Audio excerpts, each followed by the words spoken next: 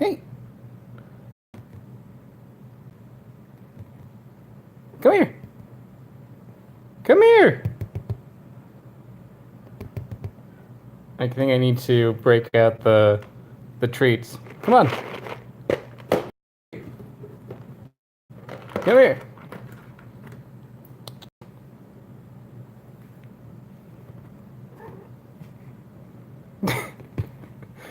Okay, I think that's all the cat we're gonna get.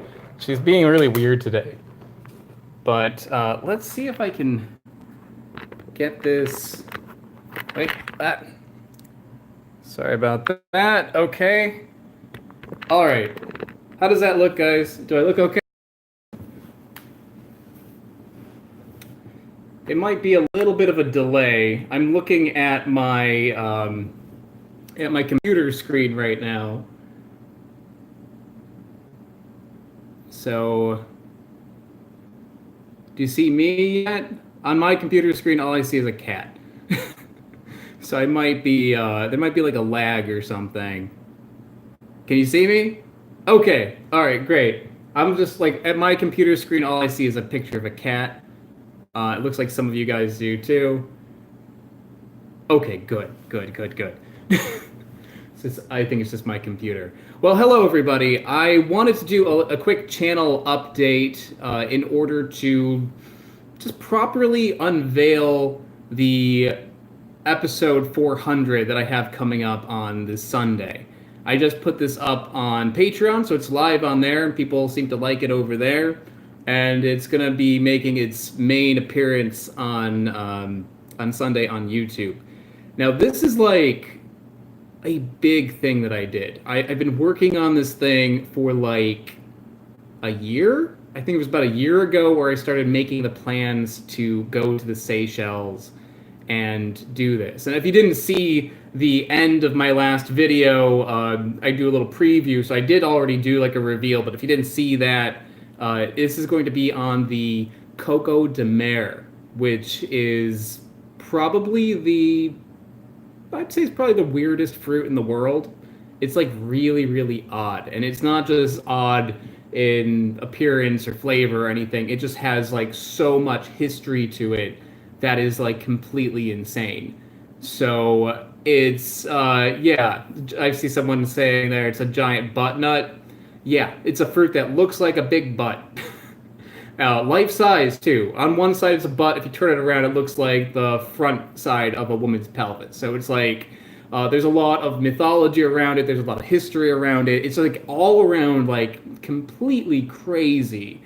And I've been wanting to try this for the longest time. It's like basically the holy grail of fruit. And yeah, so about like a year ago, I started making plans to go to the Seychelles and try to document this. And it ended up being much bigger than I thought it was going to be. So this episode is not your typical review. It's not going to be just me with fruit in front of myself, like reviewing it. This is going to be like a deep dive into the history of the Coco de Mer and how it grows and the legality around it because it is endangered. So there's a lot of strict control around it and stuff like that. So this is my attempt to try to find this fruit and what I discovered along the way. So that's going to be coming up on Sunday, but that's only going to be episode or part one of that episode. So episode 400 is going to have 5 parts to it. So first part is going to be on Sunday, and then every Sunday this month is going to be the next part. I kind of went back and forth on it. Originally, I wanted to put it out all out like one after another, but I decided against that just so people who come to my series who maybe don't want to see a like feature length documentary about one fruit, if you want a little bit more variety, you can have that too. So on Wednesdays, I'll be showing other fruits that I found when I was in the Seychelles. I went there with Stephen Murray, who did the Madagascar videos with me. This is on the same trip. So we did. I'm putting them out of order. Like first we went to Ethiopia, and then we went to the Seychelles, and then we went to Madagascar. So I'm basically releasing these backwards. Um, and I'm doing that just because I wanted this to be episode 400. So I purposely put the Madagascar videos in front. That way it would bump the numbers up where I can make the Coco de Mer episode 400. And I want it to be episode 400 because not just because it's like such a huge thing, but also I needed that time to make this video. I've been working on this I've been editing this thing since probably mid-November of last year. So I've been working on it for a long time, and I like the way it's come out. It's going to be a big one, and more on top of that, it's besides the fact that it's going to be released on YouTube, I'm also going to do a live event, which is something that people have been asking me to do like a meetup or something like here in New York. Because I know some of the viewers out there, you're from New York. Where are my New York people? Oh, there's only 58 people watching right now. Okay, so maybe my New York people here are not watching, but yeah, there are some followers in New York who want to or nearby that want to do a live event. So I'm going to try that, and if that goes well, then maybe I'll come to some other towns as well. I travel a lot, so it would be fairly easy for me to do other live events. So if this goes well, then there might be more, which is always exciting. Let me take a sip of my tea, guys. Yeah, so that is still a question mark, though, like when I'm going to be doing the live event and where it's going to be. I'm looking for. Oh, we got some New Yorkers in there. Okay, Brooklyn, New York. Yes. Okay, New York, not the city.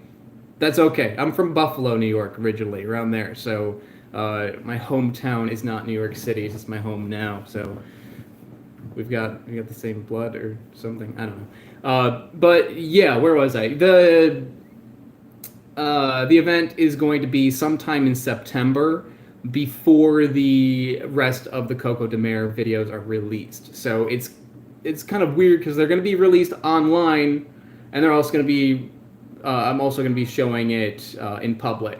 So it's going to be like maybe the last weekend of September or the second to last. That's what I'm working for. But it depends on what I see. It's kind of difficult to find venues that are not going to charge me like $1,000. This is New York City, so unfortunately things are very expensive here. So I'm just shopping around different venues right now, trying to find a place that can accommodate the kind of numbers I'm expecting to get, but also not be insanely expensive, which seems to be the case. So we're gonna see what we can do, even if I need to just rent out a rehearsal space or something and that has a projector. I might do that because it's cheaper, but ideally it would be like more of like a theater type setting. But we'll see what happens. And I'll be making another video like this, like a live stream video, probably maybe like in a week or so. I want to put out updates with more information as it goes. So that's and at the live event, it's going to be not just a screening, but I'm going to do a Q&A. And that Q&A is going to be live streamed. So there's going to be a live event, and if you don't live anywhere near here and you want to be a part of this event, no worries, you will be able to watch it from home live streamed, provided that I can figure out the technology. It seems like I'm in the right direction because no one is saying that they can't see me, that I'm like a pixelated blob like last time I did this, right? Look okay. I look okay, right? Yeah, last time I did a whole live stream. If you haven't seen that live stream, it's online, and it just looks like a little gray blob of pixels for me babbling for 40 minutes, and you can't see a single thing. So we're in the right direction. You can see me now, and hopefully this will also be the case at the Q&A. So I'll have the proper text. So we'll be screening it and then live streaming the Q&A, and then after that, if the theater allows, I'll have like a little tasting table of some weird fruit. This stuff, I'm not sure what I'll get, but I end up coming across a lot of weird fruit in my day to day. So I'll have some stuff probably available for people to try. As far as costs go, it's gonna be either free or a suggested donation. I don't want to charge any money for a live stream. That is not really how I want to do things. But it does cost money to rent out the space. It's probably going to be like a few $100. So I think what I'll do is just put it as a suggested donation. So I'll put a donation box there just to help cover the cost of the rental. So yeah, should be it. Yeah, I think that's about it for the live stream. It'll be probably in Manhattan or Brooklyn because that seems to be, well, the majority of theaters that rent out their theater are in Greenpoint or Williamsburg. So there's like a whole bunch of them there. So I've been looking at those, but for some reason there's like a concentration. But if not, I'll make an update about it. It might be in Manhattan or something. Maybe Queens. Maybe the Bronx. Probably not. Probably not Staten Island. I want to be like accessible to the most people. So yeah, somewhere where there's like a lot of public transport and stuff like that. Okay, I'm gonna look at my cheat sheet just to see if there's anything else that I missed. Okay, screening. Yeah, update video. I'm going to be posting. Oh, if you're wondering why I'm going to be posting on YouTube and live and do a live event at the same time, it seems like a little counterproductive, right? Maybe like, why would you want to go to a live event if you've already seen it on online? Well, for one, it's going to be posted early, so or it's going to be live streamed, or let me say that again. It's going to be a live event before all the episodes are out. So you're going to get to see probably an episode or two that have not yet been aired. And also, I've been working on this thing for like a year, and I want to celebrate. That's probably the biggest reason. And also, it's an excuse to meet up. I've been wanting to do a meetup for a while now, and this, I think, is a good way to do it. So if this is successful, then there will be more meetup events in the future, if all goes well.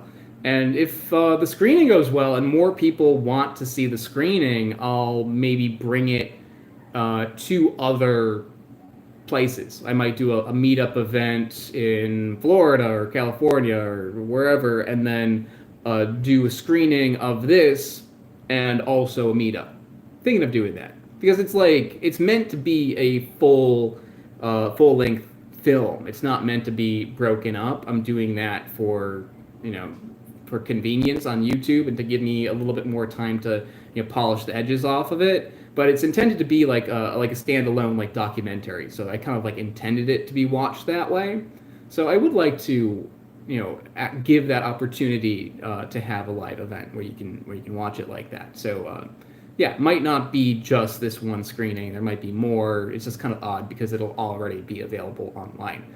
But, it'll look cooler in a theater, right? So, yeah. And I think that's all I have to say about the Coco de Mer and the meetup. And so let me give a few little more bits about what's going to be happening on in the future. After the Coco de Mer, I'm going to be posting a bunch of things from the Seychelles. And then from the Seychelles, it's going to go into Ethiopia. Then Ethiopia is going to go into Kenya. I had like 2 days in Kenya. I had layovers there on the way to Madagascar on the way back. So there's going to be a little bit from Kenya. And I also have a whole bunch from Jamaica. And I just got back actually a few weeks ago from Finland. So, and in Finland, it was amazing. Finland, I got show and tell. I got this in Finland. I'm using it as a candy dish, but this is like a Sami mug that people use for beverages and food, and it's made out of like the bulge. I think it's called a tubercle of a birch tree. They take it and they carve it, and yeah, so they got a little show and tell. There's gonna be all sorts of of berries and interesting foods from Finland coming. And then after all of that, I am already thinking about the next trip after all of that, which will probably be a big one, and I think it's going to be Australia. I've been wanting to go there for a long time. There's a lot of stuff there, and I want to do a trip that's going to really count. So this will probably be like a fairly long tour of Australia, maybe like, well, long for me. I usually don't travel for that long. When I'm doing these when I'm filming, I'm usually going away for like a week at most. So Australia is probably gonna be like a 2 week sort of adventure. Africa was only 2 weeks, even though I have like 100 episodes from Africa. It's yeah, I pack a lot into every day to make it count because I can't be away for that long for work because I'm performing all the time. So Australia is going to be yeah, it's going to be a longer thing, and I think this one Steven's also going to come with me on this one as well. So we're going to find a lot, I'm sure. And after that, I think Hawaii is somewhere in the future because a long time ago, probably like a year ago, I hit that goal on Patreon. I just haven't been able to fit in Hawaii into my schedule yet, but I'm definitely going to do it. It just might be a little bit later. So that might be sometime in the summer or next winter. So that's in the future as well. So we got a lot of stuff going on. We're gonna go all around Africa. We're gonna go to Jamaica. We're gonna have more North America. We're gonna go to Nordic countries. We're gonna go to Australia. There's gonna be a lot coming up in the future, guys, and I'm super excited about that. And I'm super excited to get this project out with the Coco de Mer. I've been working on it a really long time, and you know, this is the biggest undertaking that I've really gone into for one of these videos, and I hope it shows. So I hope you all enjoy that when it comes out on Sunday. So yeah, guys, if anyone has asked me a question, it scrolls by really quick. So and I can't really multitask super well. So if you got any pressing questions, I'm gonna take. It's like I've been filming for about 18 minutes now. We're gonna take 2 minutes to answer some questions here. So if you got a question, post it up, and I will see if I can catch one of these as they fly by. Jared really needs to try and read the live chat. Yes, yes, I'm working on it. And there's a lag, which I think maybe you're not seeing a lag, but I'm seeing a lag on my phone. Borneo again. Yeah, I would like to. What I would love to do is go to Kalimantan, which is like the Indonesian part of Borneo. I just did the very top, so I did Malaysia and Brunei. So I would love to see the other part. Malaysia and Brunei only makes up the very, very topmost strip of Borneo, and the rest of that island has a lot to offer. So I'd really like to see the Indonesian part of it. Screeb just asked if I'm coming to New Zealand as well. I'm not sure. I think Australia is probably going to keep me fairly busy, but it depends on scheduling. If I can pack in enough during the time I'm in Australia, then I will also go out to New Zealand. If I have extra time, I'll definitely see what I can do. Maybe New Zealand or Fiji or Papua New Guinea or maybe wherever my layover is going to be. So it'll probably be not a direct flight. I'll do a little bit of review there too. Okay. There would be more weird fruit in New Zealand. Okay, fair one.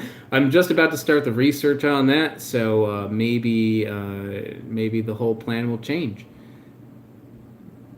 Not much to see in New Zealand fruit wise. Okay, we've got some people fighting out there whether or not I should go to New Zealand. I think no matter where I go, New Zealand or Australia, I'll probably find like a lot either way.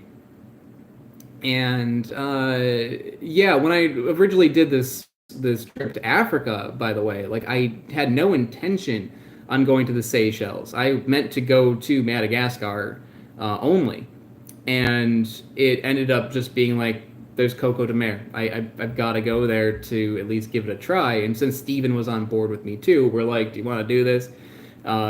So we decided to go to the Seychelles, and it ended up being a huge experience. There's going to be a lot of videos from the Seychelles, and I was not expecting that. I was expecting most of these videos to be from Madagascar, but it's comparable, the amount that I found in the Seychelles to Madagascar. There's a lot. There's a lot coming out. I don't think it's as much, but there's a lot. So I think it doesn't really matter where I go. I think that no matter where you are in the world, there is fruit. It just sometimes is a little bit difficult to find. Like even here in the U.S., I've been finding like so much stuff. It's just a lot of it you have to either like forage or have to go to somebody who's growing it on their property or something.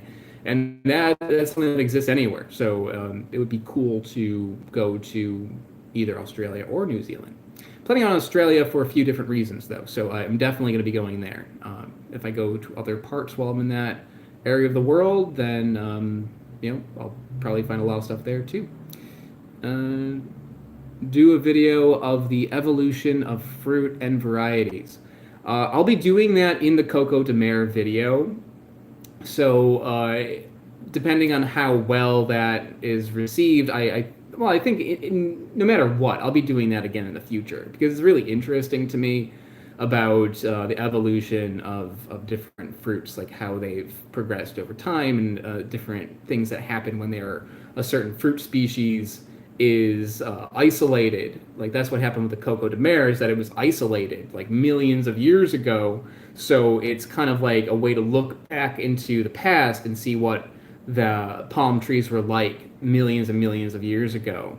And the other palm trees that we have now are, they've evolved in their environment. So it's cool to see that sort of thing. I really am interested in the evolution of plants. So I would like to put more of that into videos in the future, but it'll probably be more like heavyweight items like the Coco de Mer. Okay, I'm going to take one more question, and then we're going to call it quits, guys. Going past 20 minutes here. Any fruits you'd recommend in Singapore this October by Mr. Person? What did I find in Singapore? Singapore is, I was only there for a day. But while I was there, I found a bunch of stuff. Singapore, go to. Thanks for it. I saw a super chat. I didn't see who gave it to me though. Does it show me? It doesn't show me. I'm sorry. Whoever sent that to me. Thank you. Oh, there it is. Bikram Das. Thank you so much for sending that. I really appreciate that. And Mr. Person. Okay, so. The Hort Park is really worth checking out. That is there. If you go to I think it's the southern part of Singapore, there are, I forget the name of it, but there's like these connection of parks. I think it's called the Ridges. Baruch Spinoza, thank you so much for that. I really appreciate that. Yeah, I think it's called the Ridges. And it's all these elevated walkways that connects like 5 or 6 different parks in Singapore. And it's really beautiful. I would recommend doing it regardless of fruit. It's absolutely beautiful. And like Singapore is like a very modern area. So you see like malls and like activity everywhere, which is great in its own right. But getting to see some of the nature there is really cool. And one of the parks, which is especially good, it's called Hort Park. And when I was in Hort Park, they had 1,000-finger bananas growing. They had mangrove apple. They had Barbados cherry. They had all sorts of really weird stuff. I did that review a long time ago, years ago. But I would check out that video if you haven't seen it. There's a bunch of cool stuff there. And I asked one of the gardeners there if I could try some of the things. And he was like, yeah, okay. I don't think you can just go in there and just like pick things. So don't do that. But go there and maybe ask permission. And you might be able to try some of the stuff that's growing there. Oh, they have peanut butter fruit too. Yeah, there's a lot of cool stuff. A lot of really weird stuff they had growing there. Besides that, Singapore is really good for durian. There's supposed to be some really good durian there. There's probably a durian street there. And there's also a Thai market. There's like a big market that is all like Thai shops. So Thai grocery stores, restaurants, stuff like that. And they also have a bunch of people selling Thai fruit. I think I found Santal there, and different snake fruit varieties were there. Yeah, there's a lot in Singapore. So I think no matter what, you're going to find a bunch of stuff. But general rule of thumb, go to the market, walk around, go to areas where you normally wouldn't go, look for old ladies and see if they got like some weird fruit in a basket or something. Keep your eyes open, and you'll find stuff. Okay, guys, so I think that's about it. Thank you so much, everybody, for tuning in for the live stream and asking questions. I'm sorry that I couldn't answer all the questions. Yeah, I had my computer set up to in case I wanted to see some of the things, and it's not working. All I see is like a picture of my cat. So that didn't work according to plan, but I'm glad you guys got to see me, and it wasn't too blurry or anything. And I'll do another one of these live streams probably in a few weeks when I get a venue for the live event. And I think that's about it. So see you next time, guys. Bye-bye.